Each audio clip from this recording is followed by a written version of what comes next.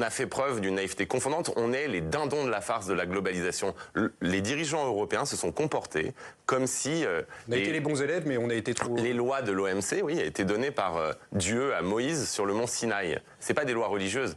Et ce qu'on voit aujourd'hui, eh bien, c'est que nous avons une concurrence chinoise déloyale qui repose sur une volonté politique d'éradiquer notre production pour augmenter notre dépendance. Et vous avez des boîtes en France qui ferment les unes après les autres. Moi, pendant toute ma campagne, je visite les usines et je discute avec les salariés et les chefs d'entreprise. Et qu'est-ce qu'ils me disent tous? Que s'il n'y a pas de réaction du politique pour protéger notre production, en fait, on n'aura plus de production. Donc, protection. Mais vous voulez une loi achetée européen. Vous voulez réserver la priorité. Moi, je veux de la un protectionnisme écologique aux frontières de l'Union européenne. Ça passe par des barrières à l'entrée, ça passe par quand il y a du dumping en Chine, eh bien les Canadiens, ce qu'ils font, c'est qu'ils mettent 235% de taxes, alors que les Européens, ils mettent 15% de taxes, ce qui est absolument pas dissuasif quand...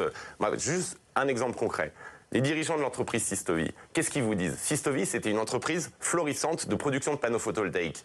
En 5 mois, ils ont mis la clé sous la porte parce que les Chinois ont décidé de diviser les prix par 4. Mais ils sont responsables de toute la chaîne de valeur, les Chinois, sur certains produits. Mais justement, c'était ça la naïveté et l'indolence. C'est qu'en fait, on a laissé dans des industries stratégiques l'ensemble de la chaîne de valeur être contrôlée par un régime politique hostile à nos principes et à nos intérêts. Donc maintenant, il faut reprendre la main sur ces chaînes de valeur.